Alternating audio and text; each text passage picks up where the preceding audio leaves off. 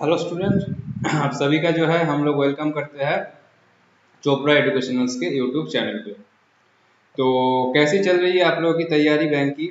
जैसे कि आप सभी को पता है कि एसबीआई क्लार्क का जो है नोटिफिकेशन निकल चुका है और आने वाले समय में और भी बहुत सारे जो है आईबीपीएस का जो है एग्जाम आने वाला है। तो होपफुली आप लोगों का जो है अच्छे से जो है आप लोग एग्जाम की जो है तैयारी जो है अभी कर रहे हो, मतलब proper utilisation of this time.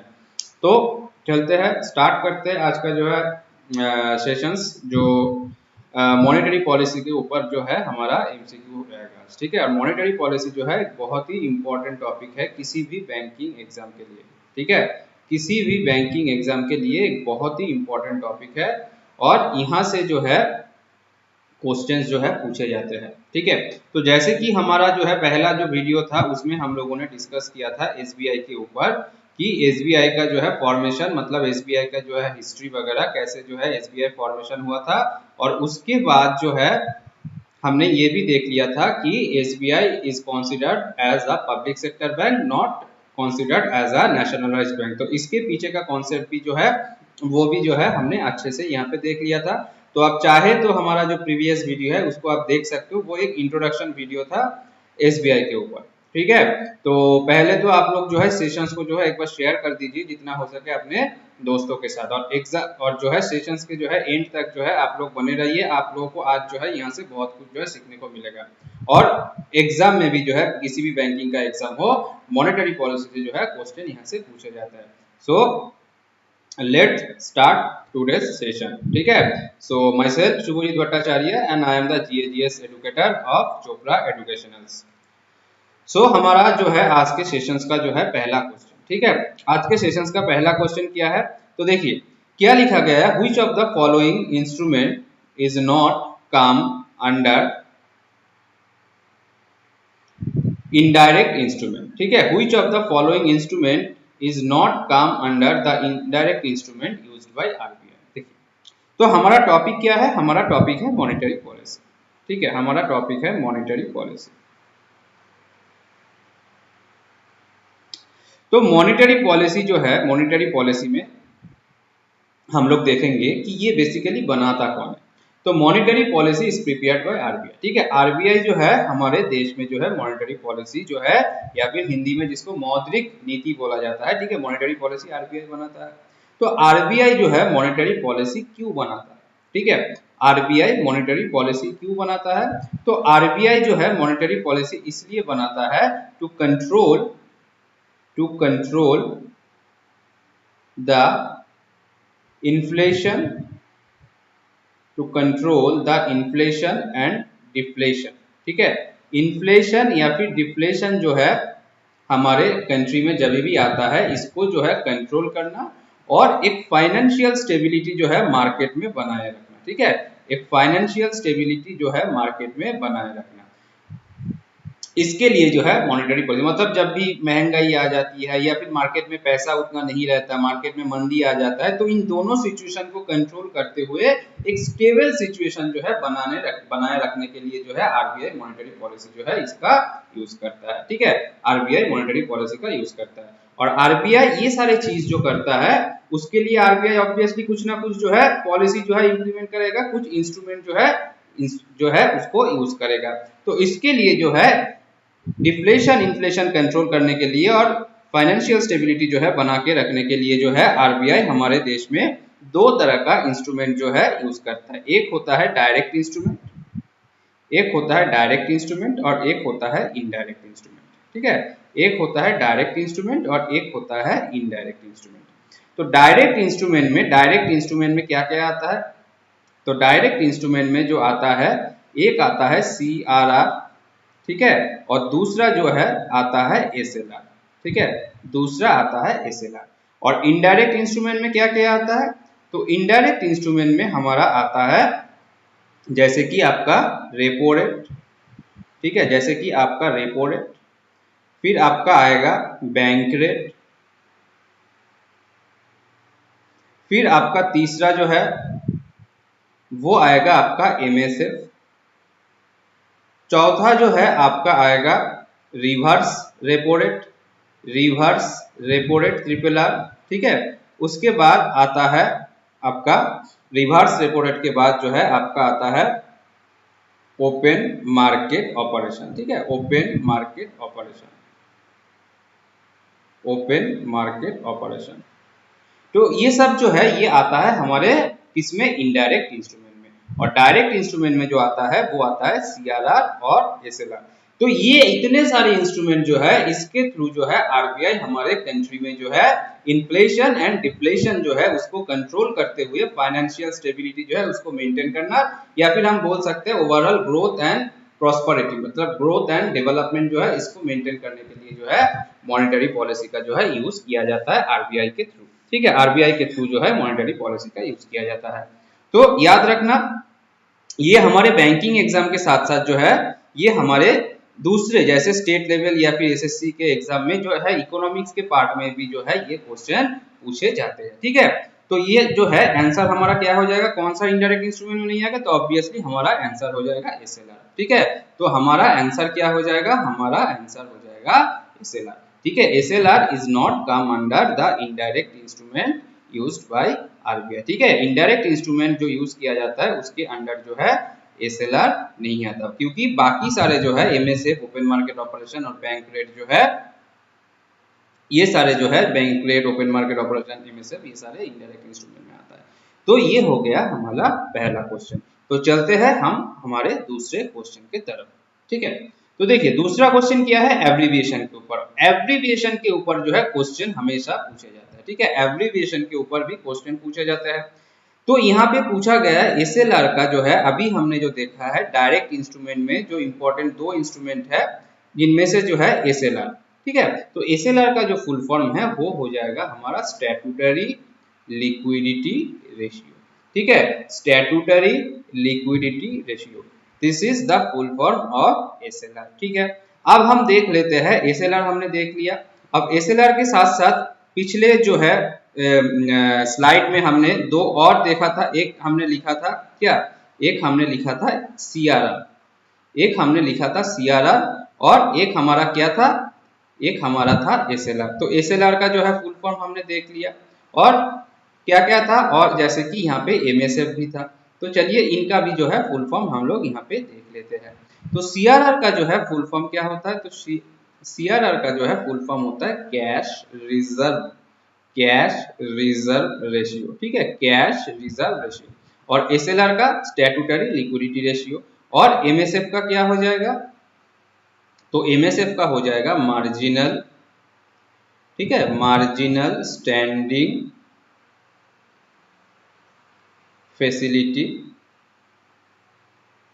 Rate, marginal standing facility rate, ठीक है। याद रखना एमएसएफ का जो है फुल फॉर्म एग्जाम में पूछा जाता है, ठीक है, मार्जिनल स्टैंडिंग फैसिलिटी रेट। चलिए तीसरा question, how many members are appointed by government of India in monetary policy committee. अब ये क्या है देख लेते हैं। मॉनेटरी पॉलिसी कमिटी में गवर्नमेंट ऑफ इंडिया के थ्रू जो है कितने लोग जो है अपॉइंट किया जाता है। मॉनेटरी पॉलिसी कमिटी क्या है, तो आंसर जो है इसका पहले हम लोग देख लेते हैं फिर हम डिस्कस कर लेते हैं। तो गवर्नमेंट ऑफ इंडिया के थ्रू जो है कितने लोग जो है अपॉइंट होते हैं, तो 3, ठीक है, 3 जो है ये हमारा आंसर हो जाएगा। अब मैंने पिछले स्लाइड में क्वेश्चन नंबर 1 में बोला था आरबीआई जो है वो प्रिपेयर करता है हमारे देश में मॉनेटरी पॉलिसी, ठीक है, आरबीआई मॉनेटरी पॉलिसी जो है उसको प्रिपेयर करता है। तो आरबीआई तो एक ऑर्गेनाइजेशन है, तो आरबीआई में मॉनेटरी पॉलिसी बनाता कौन, आरबीआई के अंदर जो मॉनेटरी पॉलिसी बनेंगे मतलब कुछ लोग मिलके जो है बनाएंगे और उन सारे लोगों को लेके जो है एक कमिटी का गठन होगा जिसको बोला जाता है मॉनेटरी पॉलिसी कमिटी। तो आरबीआई के अंडर जो है मॉनेटरी पॉलिसी जो बनाया जाता है, प्रिपेयर किया जाता है, वो उसके लिए मॉनेटरी पॉलिसी कमिटी रहता है। और ये जो है इसको शॉर्ट में बोला जाता है MPC. This question recently asked in RBI attendant exam which was held in April, ठीक है, अभी जो है 1 महीने पहले अप्रैल में जो आरबीआई का अटेंडेंट का एग्जाम हुआ था उसमें सीधे सीधे एमपीसी का फुल फॉर्म पूछा गया, तो मॉनेटरी पॉलिसी कमेटी, ठीक है। तो आरबीआई के अंदर मॉनेटरी पॉलिसी कमेटी जो है वो मॉनेटरी पॉलिसी जो है वो प्रिपेयर करता है। और मॉनेटरी पॉलिसी कमेटी में जो है कितने लोग होंगे, मॉनेटरी पॉलिसी कमिटी में जो है कितने लोग होंगे, तो टोटल जो है मॉनेटरी पॉलिसी कमिटी में टोटल 6 मेंबर्स होते हैं। ठीक है, मॉनेटरी पॉलिसी कमिटी में टोटल 6 मेंबर्स होते हैं। इनमें से जो है 3 मेंबर्स जो है वो अपॉइंट किया जाता है गवर्नमेंट ऑफ इंडिया के थ्रू, और बाकी 3 मेंबर जो है वो अपॉइंट किया जाता है आरबीआई के थ्रू, वो अपॉइंट किया जाता है आरबीआई के थ्रू। ठीक है, और मॉनेटरी पॉलिसी कमिटी जो होता है, मॉनेटरी पॉलिसी कमिटी का जो हेड होते हैं, ठीक है, मॉनेटरी पॉलिसी कमिटी के जो हेड होते हैं वो कौन होते हैं, वो होते हैं आरबीआई के गवर्नर। ठीक है, आरबीआई के जो गवर्नर होते हैं वो होते हैं मॉनेटरी पॉलिसी कमिटी के। ठीक है, तो इतना जो है हमने यहाँ पे देख लिया। गवर्नमेंट ऑफ इंडिया के थ्रू जो है अपॉइंट किया जाता है 3 लोगों को, और बाकी 3 लोग गवर्नमेंट ऑफ इंडिया और आरबीआई बाकी 3 लोग। ठीक है, और MPC monetary policy committee and monetary policy committee is headed by RBI governor of RBI. और अभी जो है गवर्नर कौन है आरबीआई के, तो शक्तिकांत दास। ठीक है, शक्तिकांत दास जो है वो अभी आरबीआई के गवर्नर है, और कौन से नंबर के है, तो 25th नंबर के गवर्नर है। और अगर पूछा जाए फास्ट, इनका टेन्योर जो है ये भी अभी आरबीआई के अटेंडेंट में पूछा गया था एग्जाम में, फास्ट गवर्नर कौन थे आरबीआई के, तो फास्ट गवर्नर जो थे आरबीआई के वो थे ऑसबॉर्न स्मिथ। ठीक है, ऑसबॉर्न स्मिथ। और अगर पूछा जाए first Indian governor of RBI, first Indian governor of RBI, then हमारा आंसर क्या हो जाएगा, सी डी देशमुख। ठीक है, C D Deshmukh. First governor of RBI Osborne Smith, and first Indian governor of RBI अगर पूछा जाए तो आंसर हो जाएगा हमारा सी डी देशमुख। ठीक है, सी डी देशमुख। और आरबीआई के बारे में जैसे कि आरबीआई का जो है एस्टेब्लिशमेंट ईयर जो है वो क्या है, वो है 1935। आरबीआई जो है 1935 में एस्टेब्लिशमेंट हुआ था, और इसको जो है आरबीआई का जो है नेशनलाइजेशन का जो प्रोसेस जो है, आरबीआई नेशनलाइज्ड कब हुआ था, तो आरबीआई नेशनलाइज्ड हुआ था 1949 में। ठीक है, तो इतने सारे पॉइंट जो है आप लोग यहां से याद रख लेना। तो fourth next question, which account bank must maintain, very important question, which account must bank maintain with RBI get loan from MSF। ठीक है, MSF के थ्रू जो है लोन लेने के लिए हर बैंक को कौन सा अकाउंट जो है मेंटेन रखना पड़ता है, आइए देख लेते हैं। तो MSF का फुल फॉर्म हमने ऑलरेडी देख लिया था। ठीक है, तो MSF बेसिकली क्या होता है, तो MSF वो है व्हेन बैंक, एनी बैंक, ठीक है, when any bank need loan from RBI for 1 day. ठीक है, एक दिन के लिए जब किसी भी बैंक को लोन लेने की जरूरत पड़ता है आरबीआई से, एक दिन के लिए आरबीआई से लोन लेने की जरूरत जब पड़ता है, या फिर कोई भी बैंक एक दिन के लिए जब आरबीआई से लोन लेता है, तब उसको हम क्या बोलते हैं, उसको हम बोलते हैं एमएसएफ। ठीक है, MSF marginal standing facility rate. ठीक है, मार्जिनल स्टैंडिंग फैसिलिटी रेट जो एट प्रेजेंट, ये रेट जो है ये चेंज होता रहता है, बट एट प्रेजेंट जो है ये रेट जो है वो चल रहा है एट प्रेजेंट, कितना चल रहा है, 4.25%। ठीक है, अभी का रेट जो है एमएसएफ का वो 4.25% है, बट ये जो रेट्स जो है हर 2 महीने या फिर 4 महीने बाद कभी भी चेंज होता है, कभी भी चेंज नहीं होता। ठीक है, बट अभी जो है 4.25% चल रहा है। तो कोई भी बैंक अगर एमएसएफ के थ्रू सिर्फ एक दिन के लिए आरबीआई से लोन लेता है तो उसको एमएसएफ कहा जाता है, और रेट चल रहा है मतलब इंटरेस्ट जो है बैंक को आरबीआई को देना पड़ेगा 4.2%, मतलब जितना लोन लेगा उसके ऊपर 4.2% जो है लोन इंटरेस्ट जो है आरबीआई को देना पड़ेगा। तो ये होता है एमएसएफ का प्रोसेस। ठीक है, एक दिन के लिए लोन और इंटरेस्ट जो है 4.25%। ठीक है, तो जैसे हम बैंक से लोन लेते हैं तो बैंक को भी लोन की जरूरत पड़ेगा, तो बैंक को जब लोन की जरूरत पड़ेगा बैंक जो है आरबीआई से लोन लेता है। ठीक है, तो इसका जो है कौन से अकाउंट जो है वो मेंटेन करना पड़ेगा, यहाँ पे पूछा गया। ठीक है, कौन से अकाउंट, तो देखिए इसका आंसर जो होगा, इसका आंसर होगा एसजीएल, वेरी इंपॉर्टेंट। ठीक है, एसजीएल। हर बैंक को जो है आरबीआई के साथ एक अकाउंट जो है वो मेंटेन करना पड़ता है, उसको बोला जाता है एसजीएल अकाउंट। अगर थ्रू एमएसएफ वो लोन लेना चाहता है, थ्रू एमएसएफ वो लोन लेना चाहता है। देखिए बैंक जो है आरबीआई से लोन ले रहा है एमएसएफ के थ्रू, और उसके लिए जो है उनको मेंटेन करना पड़ेगा एसजीएल अकाउंट। और एसजीएल अकाउंट मतलब एसजीएल का फुल फॉर्म भी पूछा जाता है, subsidised general ledger account, subsidised general ledger account. ठीक है, ये है आपका एसजीएल का full form, subsidised general ledger account. ये बेसिकली क्या है, सपोज देखिए एक दिन के लिए बैंक लोन ले रहा है, मतलब बैंक को इमरजेंसी है, और बैंक जब आरबीआई से लोन लेगा तब बैंक को भी कुछ ना कुछ जो है आरबीआई के पास जो है सिक्योरिटी जो है डिपॉजिट करना पड़ेगा। जैसे हमको सिक्योरिटी डिपॉजिट करना पड़ता है जब हम बैंक से लोन लेते हैं, तो ऑब्वियसली बात है ना, जब बैंक आरबीआई से लोन लेगा तो बैंक को भी कुछ ना कुछ जो है सिक्योरिटी डिपॉजिट करना पड़ेगा आरबीआई को। लेकिन एक दिन के लिए जो है इमरजेंसी बेसिस पे लोन की जरूरत पड़ा है। अब क्या होगा, अब जो है यहाँ पे बैंक जो है आरबीआई से सिक्योरिटी लेगा, फिर वो चेक करेगा, फिर जो है बैंक लोन को जो है सैंक्शन करेगा, तो इसमें जो है बहुत ज्यादा टाइम लग जाता है।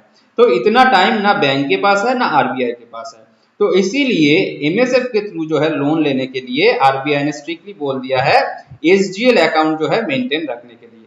मतलब ये क्या है, इसमें जो है इलेक्ट्रॉनिक फॉर्मेट में, क्या इलेक्ट्रॉनिक फॉर्मेट में जो है बैंक का जो है सिक्योरिटी आरबीआई के पास जमा रहता है। ठीक है, इलेक्ट्रॉनिक फॉर्मेट में जो है यहाँ पे बैंक के सिक्योरिटी जो है वो आरबीआई के पास। जैसे सपोज मान लीजिए बैंक को 100 करोड़ रुपए की जो है एमएसएफ में लोन चाहिए, तो बैंक आरबीआई के पास अपील करेगा, आरबीआई तुरंत देख लेगा कि उनके पास जो है जो बैंक का जो 100 करोड़ लोन मांग रहा है उनका जो है इलेक्ट्रॉनिक फॉर्मेट में कितने अमाउंट का सिक्योरिटी पड़ा हुआ है।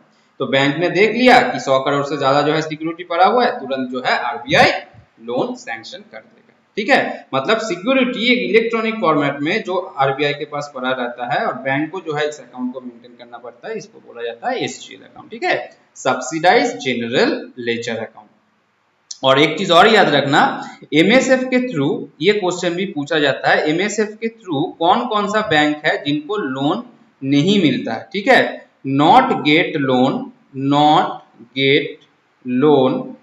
Not gate loan through MSF कौन सा, एक होता है कोऑपरेटिव बैंक, ठीक है, कोऑपरेटिव बैंक, और दूसरा जो है ग्रामीण बैंक। ठीक है, दूसरा है ग्रामीण बैंक।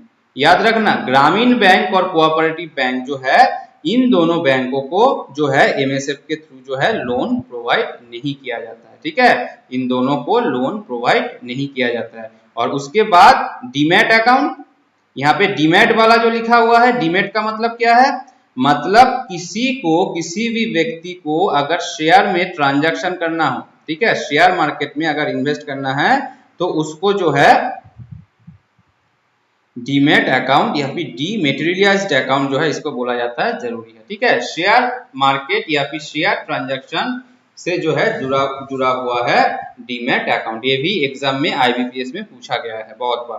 तो शेयर ट्रांजैक्शन जो है, शेयर सेल और परचेस करने के लिए हमें जिस अकाउंट को जो है मेनली जो है जरूरी होता है वो होता है डीमैट अकाउंट या फिर डीमेटेरियलाइज्ड अकाउंट। ठीक है, तो होपफुली जो है एमएसएफ और जो है ये चीज जो है आप लोगों को क्लियर हो चुका होगा। If you have any doubt then also mention in comment section. ठीक है, तो चलते हैं हम हमारे नेक्स्ट क्वेश्चन के तरफ। देखिए नेक्स्ट क्वेश्चन क्या है, एमएसएफ से जुड़ा। MSF is one of the most important and indirect instrument that is used by RBI. ठीक है, MSF most important. MSF launch जो है कौन से ईयर में किया गया है, तो याद रखना एमएसएफ लॉन्च किया गया है 2011 में। ठीक है, वेरी इंपॉर्टेंट, एमएसएफ 2011 में लॉन्च किया गया है। ठीक है, 2011 में एमएसएफ को लॉन्च किया गया है। और 2008 में लिखा हुआ है ना एनपीसीआई एस्टैब्लिश्ड हुआ था, एनपीसीआई। ठीक है, एनपीसीआई जो है 2008 में, ये भी याद रखना, एनपीसीआई मतलब national payment corporation of India. ठीक है, national payment corporation of India, NPCI का फुल फॉर्म है। और एनपीसीआई जो है, NPCI established in the year 2008। और एक एक्स्ट्रा इंफॉर्मेशन एनपीसीआई से याद रखना, देयर आर टोटल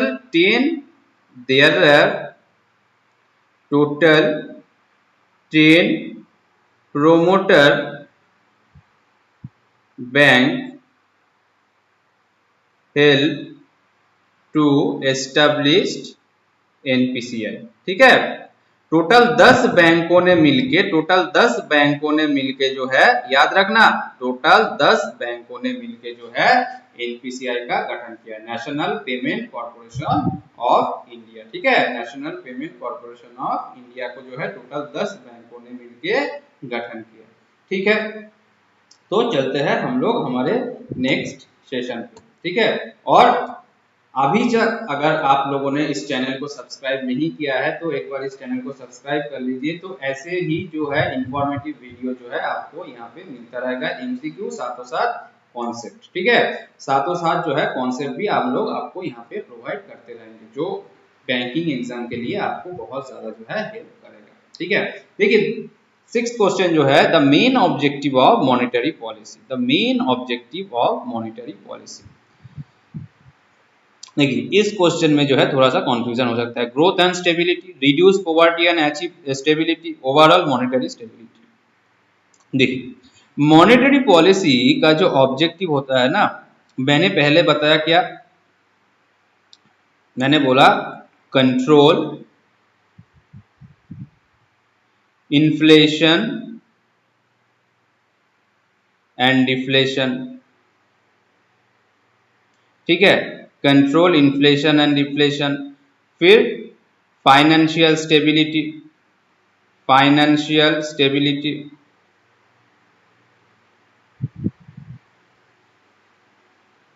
ठीक है,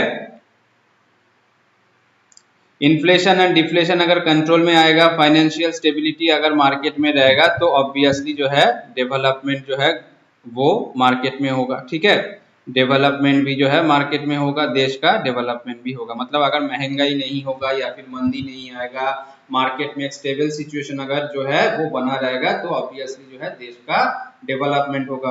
और देश का डेवलपमेंट होगा मतलब देश में एम्प्लॉयमेंट भी जनरेट होगा। ठीक है, देश में एम्प्लॉयमेंट भी जनरेट होगा। तो अभी जो है यहाँ पे बेसिकली इसका आंसर क्या हो जाएगा, देखिए reduce poverty and achieve stability, obviously monetary policy का जो है ये ऑब्जेक्टिव है। ओवरऑल मॉनेटरी स्टेबिलिटी, ये भी ऑब्जेक्टिव है। ग्रोथ एंड स्टेबिलिटी, वो तीनों जो ऑप्शन है, तीनों जो है हमें यहाँ पे लग रहा है कि ऑलमोस्ट सेम है। तो हमारा आंसर यहाँ पे क्या होगा, देखिए आंसर हमारा अगर थोड़ा सा लॉजिक हम यूज करेंगे तो इसका आंसर जो है वो हम करेंगे growth and stability. Growth and stability. अब एक चीज सोचिए, अगर main objective of monetary policy is growth and stability, अगर ग्रोथ एंड स्टेबिलिटी अगर मार्केट में है, अगर मार्केट में ग्रोथ भी है और मार्केट जो है एक स्टेबल पोजीशन पे है, ग्रोथ एंड स्टेबिलिटी, तो मतलब ऑब्वियसली अगर मार्केट ग्रोथ कर रहा है, देश का इकोनॉमी अगर ग्रोथ कर रहा है और ये एक स्टेबल कंडीशन में है, तो ऑब्वियसली बात है ना, पॉवर्टी कम हो जाएगा। ठीक है ना, और ओवरऑल मॉनेटरी स्टेबिलिटी जो है वो भी मार्केट में जो है बना रहेगा, मतलब जो फाइनेंशियल स्टेबिलिटी है। तो growth and stability is the main objective of monetary policy. ठीक है, is main objective of monetary policy, ये जो है हमारा यहाँ पे आंसर हो जाएगा। ठीक है, क्लियर। अब चलते हैं next question. The goals of monetary policy do not include the promotion of, ठीक है, इसमें से कौन सा ऐसा चीज है जिसका जो है मॉनेटरी पॉलिसी जो है प्रमोशन नहीं करते, या फिर जिसके साथ जो है मॉनेटरी पॉलिसी का जो है जो उद्देश्य है उससे कोई जो है रिलेशन नहीं है। मतलब मॉनेटरी पॉलिसी का जो उद्देश्य है उसके साथ निम्न में दिए गए कौन से ऐसे ऑप्शन है जिसका जो है कोई मैचिंग नहीं है, या फिर इनमें से कौन सा ऑप्शन होगा जो मॉनेटरी पॉलिसी का जो है गोल या फिर जो है मोटिव नहीं है। देखिए ऑप्शन में क्या है, मैक्सिमम एम्प्लॉयमेंट, ऑब्वियसली बात है ये मॉनेटरी पॉलिसी का जो है क्या है, ये मॉनेटरी पॉलिसी का एक मोटिव है, क्योंकि मॉनेटरी पॉलिसी में ग्रोथ एंड एम्प्लॉय जो है डेवलपमेंट होगा, मतलब मार्केट में एम्प्लॉयमेंट क्रिएट होगा, ठीक है ना।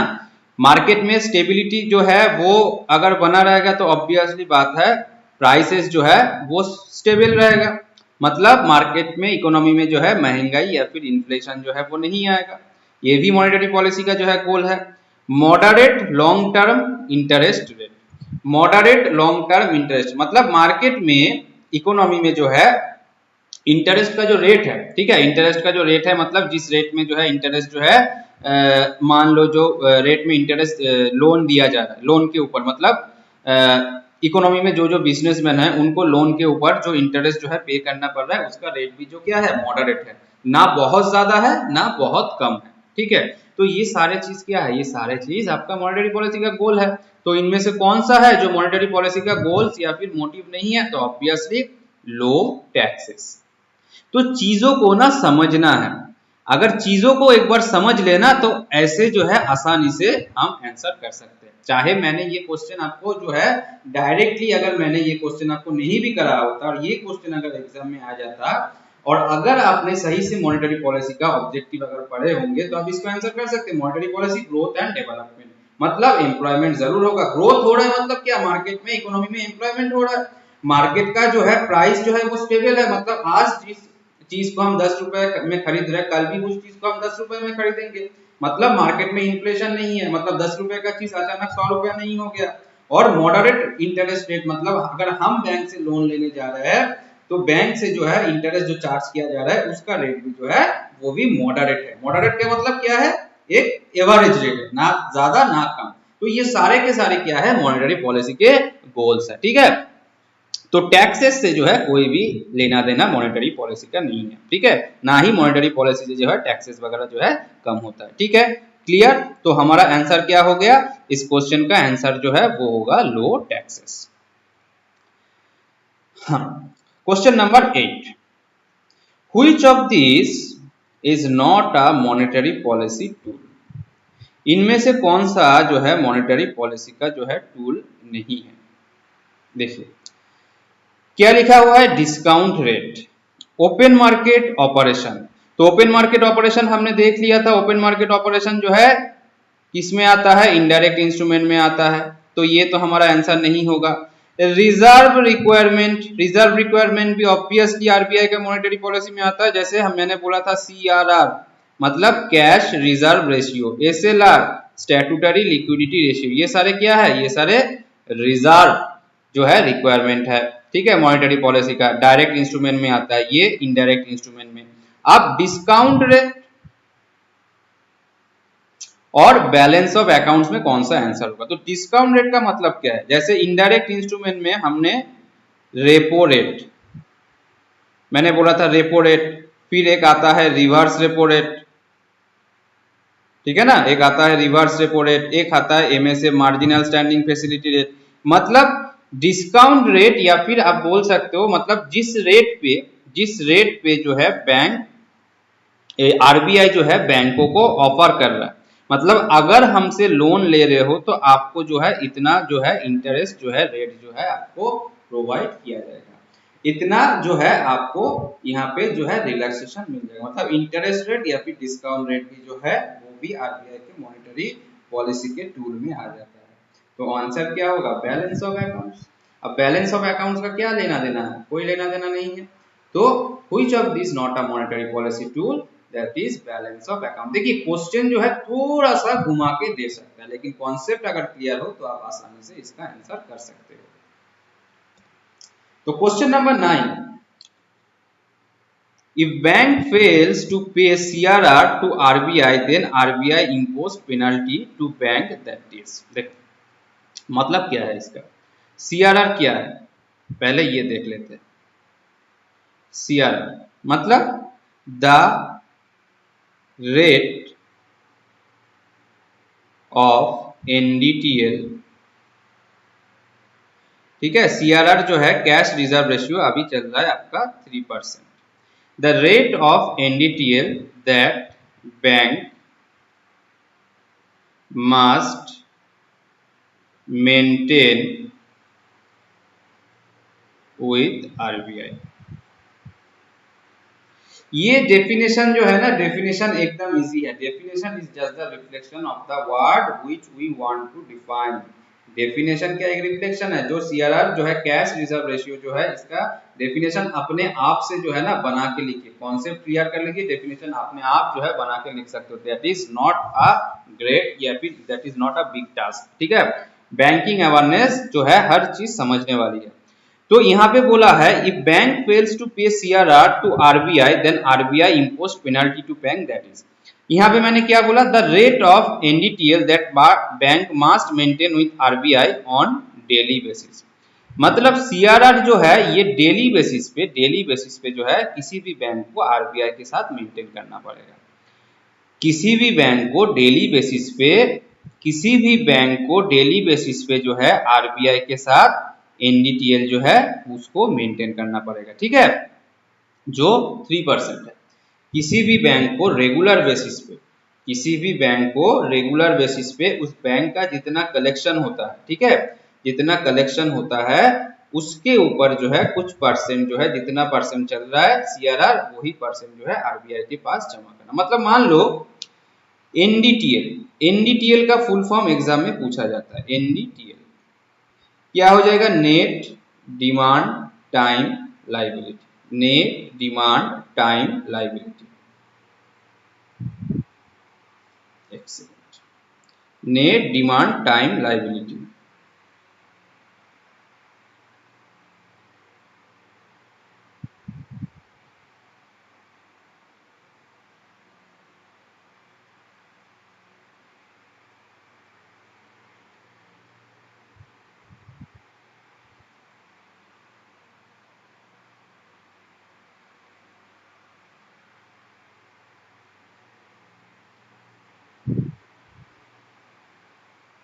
मैं यहाँ पे जो है एक पूरा जो है एक व्हाइट स्क्रीन जो है यहाँ पे मैंने ले लिया है, ठीक है। यहाँ पे मैं अच्छे से जो है आपको समझा दूंगा कि सीआरआर जो है बेसिकली क्या है। सीआरआर, ठीक है, मतलब कैश रिजर्व रेशियो। और ये जो है इसका परसेंटेज जो है एट प्रेजेंट, मैं फिर से दोहरा रहा हूँ, एट प्रेजेंट 3% है। ये कभी कभी चेंज भी हो जाता है हर 2-3 महीने बाद, और कभी कभी अनचेंज भी रहता है।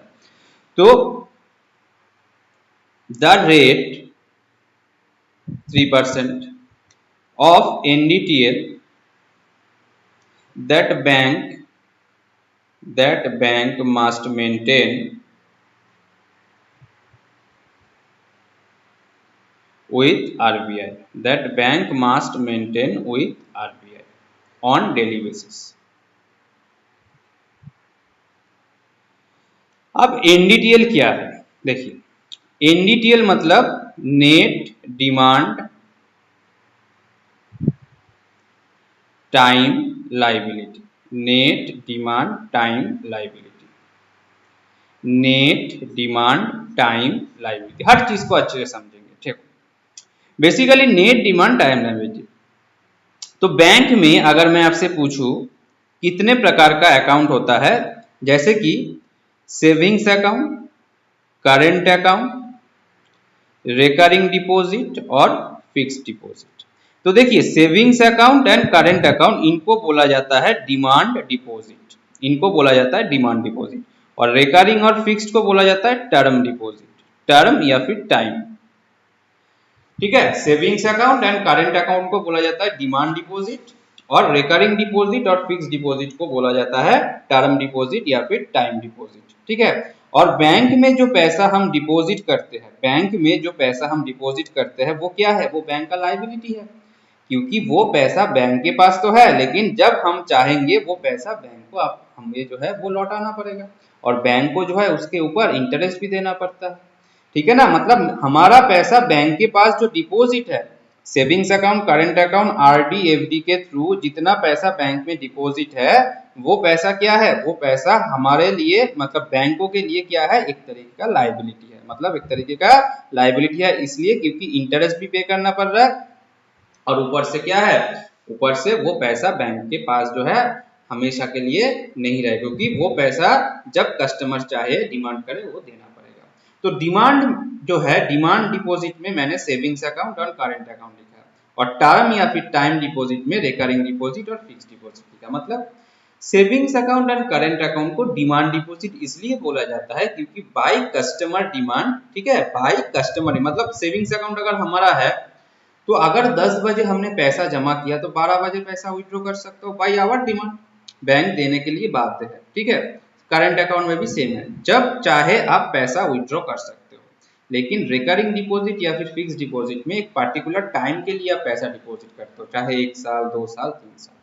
तो अगर आपने आज पैसा डिपॉजिट किया, फिक्स डिपॉजिट किया या फिर रिकरिंग डिपॉजिट किया तो वो पैसा आपको कल वापस नहीं मिलेगा, क्योंकि वो एक फिक्स टर्म के लिए या फिर टाइम के लिए, फिक्स टर्म के लिए या फिर टाइम के लिए जो है आपने डिपॉजिट किया, एक टाइम के लिए, टर्म के लिए। तो इसीलिए इसको टर्म डिपॉजिट या फिर टाइम जो डिपॉजिट बोला जाता है। तो देखो, डिमांड मतलब savings account current account, time मतलब रिकरिंग डिपॉजिट फिक्स डिपॉजिट, और लाइबिलिटी मतलब जो डिपॉजिट हम बैंक में कर रहे हैं वो बैंक का जो है लाइबिलिटी है। और नेट का मतलब क्या है देख लेते हैं। देखो, टोटल ये 4 अकाउंट है, ठीक है। सपोज मान लो सेविंग्स अकाउंट में जो है किसी भी बैंक में इन चारों अकाउंट में डेली जितना पैसा डिपॉजिट हो रहा है, ठीक है। तो सपोज मान लो इसमें जो है 50 रुपए डिपॉजिट हुआ सेविंग्स में, करेंट अकाउंट में 50 रुपए डिपॉजिट हुआ, रिकरिंग डिपॉजिट में जो है 25 रुपए डिपॉजिट हुआ और इसमें 25 रुपए डिपॉजिट, टोटल कितना हो गया 150 रुपए, टोटल 150 रुपए। तो ये क्या है 150 रुपए जो है बैंक में एक दिन में किसी भी बैंक में जो है डिपॉजिट हुआ, सेविंग्स में 50, करंट में 50, recurring deposit 25, fix deposit 25, total deposit कितना हुआ 150 रुपीज। अब बैंक में जैसे डिपॉजिट होता है डेली बेसिस पे तो पैसा विड्रॉ भी होता है, कोई ना कोई जो है पैसा विड्रॉ भी करता है वहां से, है कि नहीं। तो सपोज मान लो यहां से जो है 10 रुपया किसी ने विड्रॉ किया, किसी ने करेंट अकाउंट से 10 रुपया विड्रॉ किया, ठीक है। किसी ने रिकरिंग डिपॉजिट जो है उसमें से जो है किसी ने जो भी पैसा मतलब डिपॉजिट किया था उसमें से 20 रुपए विड्रॉ किया, और फिक्स डिपॉजिट जो जिसका था उन्होंने वहां से 10 रुपए जो है डिपॉजिट विड्रॉ किया। तो विड्रॉ कितना हो गया, विड्रॉ हो गया 50 रुपीज। तो बैंक के पास उस दिन कितना पैसा जो है पड़ा है, तो 100 रुपीज। ये होता है बैंक का उस दिन का एनडीटीएल, किसी भी दिन का, ठीक है। तो बैंक में किसी भी एक दिन में टोटल 4 अकाउंट में जितना पैसा डिपॉजिट होता है उसके बाद उस 4 अकाउंट में से जितना पैसा विड्रॉ होता है, बैंक दिन के लास्ट में जो है उसको कैलकुलेट करने के बाद बैंक के पास नेट मतलब कितना पैसा कुल बैंक के पास पड़ा हुआ है उसको बोला जाता है बैंक का एनडीटीएल, उसको बोला जाता है बैंक का एनडीटीएल, ठीक है। Net, demand, time, liability. Demand deposit, time deposit, net demand, net मतलब प्लस माइनस करने के बाद जितना, और लायबिलिटी क्यों हमने लिखा है क्योंकि हमारे लिए तो वो डिपॉजिट है लेकिन बैंक के लिए according to bank that is considered as a liability. So this is net demand time liability. तो बैंक का जो है कितना हो गया एनडीटीएल 100 रुपीज, ठीक है। और सीआरआर जो है मेंटेन करना है 3%, मतलब 100 रुपीज अगर एनडीटीएल है तो उसका 3% अगर हम निकालेंगे तो 3 रुपए आएगा, और ये 3 रुपए जो है बैंक को जो है आरबीआई के पास जो है डिपॉजिट करना है रेगुलर बेसिस पे, जितना एनडीटीएल होगा 100 रुपीज होगा 200 रुपीज होगा जो भी होगा। तो बैंक को जो है अगर बैंक का 100 रुपीज अगर एनडीटीएल आया किसी भी दिन तो उसका 3% 3 रुपए जो है निकाल के आरबीआई के पास रेगुलर बेसिस पे जमा करना पड़ेगा, ठीक है। लेकिन अगर कोई भी बैंक ये चीज जो है नहीं कर पाए, किसी भी दिन बैंक फेल टू पे द सीआरआर टू आरबीआई, किसी भी दिन बैंक अगर अपना सीआरआर आरबीआई के पास जमा नहीं कर पाया तो क्वेश्चन में मैंने यही बोला था कि बैंक आरबीआई जो है क्या पेनल्टी चार्ज करेगा, क्या पेनल्टी चार्ज करेगा। तो चलते हैं क्वेश्चन की तरफ। तो बैंक जो है पेनल्टी क्या चार्ज करेगा,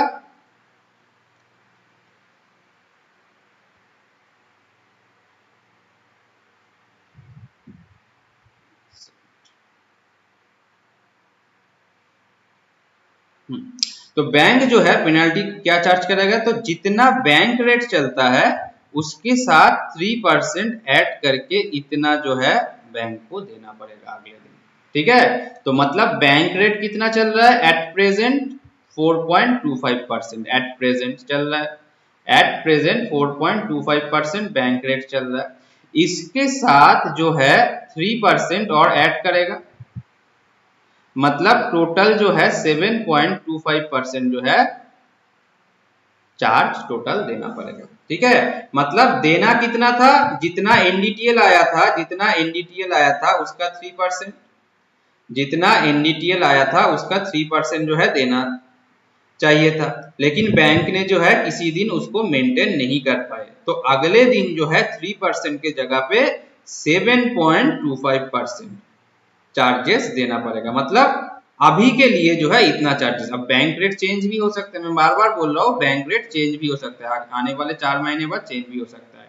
तो जितना भी बैंक रेट है उसके साथ 3% एक्स्ट्रा इंटरेस्ट जो है बैंक को पेमेंट करना पड़ेगा। तो आशा करते हैं कि ये चीज जो है, पूरी चीज जो है आप लोगों को अच्छे से समझ में आ गया होगा। ठीक है, अगर नहीं आया तो एक बार कमेंट सेक्शन में मेंशन कर देना। तो चलिए लास्ट क्वेश्चन की तरफ बढ़ते हैं। क्या है यहाँ पे, if RBI want to decrease inflation then RBI, देखो अगर इन्फ्लेशन को कंट्रोल करना चाहता है तो क्या करेगा। तो इन्फ्लेशन मतलब क्या है, फ्लो ऑफ मनी इंक्रीज हो रहा, मतलब मान लो ये हमारे देश का जो है इकोनॉमी, ठीक है, ये हमारे देश का इकोनॉमी है, मार्केट। तो इसमें अगर इन्फ्लेशन को कंट्रोल करना है, इन्फ्लेशन मतलब कब होता है, जब फ्लो ऑफ मनी इंक्रीज होना, ठीक है, फ्लो ऑफ मनी इंक्रीज हो रहा है मार्केट में, फ्लो ऑफ मनी इंक्रीज होने को हम बोलते हैं inflation. Flow of money, flow of money जब इंक्रीज होता है उसको हम बोलते हैं क्या, उसको हम बोलते हैं इन्फ्लेशन। तो इस चीज को जो है कंट्रोल करना पड़ेगा, क्योंकि फ्लो ऑफ मनी जो है इंक्रीज हो रहा है। कैसे इंक्रीज हो रहा है कि मार्केट का जो है फाइनेंशियल जो है स्टेबिलिटी जो है, स्टेबल पोजीशन जो है इतना तक होना चाहिए, ठीक है, पैसे का लेवल जो है इतना होना चाहिए, लेकिन पैसों का लेवल जो है, फ्लो ऑफ मनी जो है इसको क्रॉस करके और भी ज्यादा जो है इंक्रीज हो चुका है। अब इसको जो है एब्जॉर्ब करना पड़ेगा, मतलब इसको जो है कंट्रोल करना पड़ेगा। तो इसके लिए आरबीआई जो है, बैंक जो है, यहाँ पे आरबीआई जो है क्या करेगा, आरबीआई मॉनेटरी पॉलिसी बनाता है इन्फ्लेशन डिफ्लेशन को कंट्रोल करने के लिए, ठीक है ना। तो आरबीआई यहाँ पे क्या करेगा, देखिए, तो आंसर जो है वो हमारा हो जाएगा इंक्रीज सीआरआर।